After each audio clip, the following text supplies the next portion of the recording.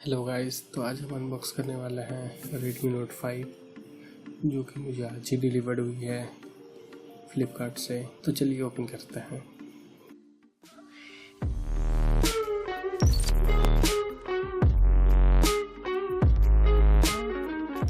Hello guys, तो ये है Redmi Note 5 की अनबॉक्सिंग और ये ब्लैक कलर की है। 4GB और 64GB वाली वेरिएंट। इसका प्राइस 12,000 रुपीज़ है मार्केट में।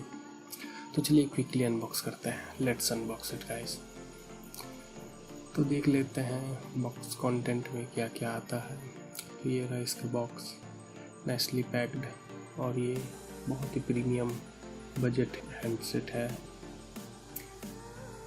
Xiaomi की तरफ से। तो लुक वाइज ये काफ़ी अच्छी है। स्क्रीन रेशियो 18:9 है।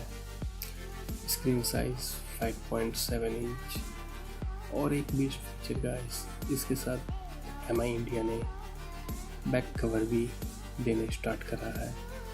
तो ये रहा काफ़ी अच्छी क्वालिटी की प्रीमियम बैक केस। ट्रांसल्यूसेंट आप कह सकते हो, पूरी तरह से ट्रांसपेरेंट तो नहीं है, लेकिन ये अच्छी तरह से परफेक्टली फिट हो जाती है आपके Redmi Note 5 पे।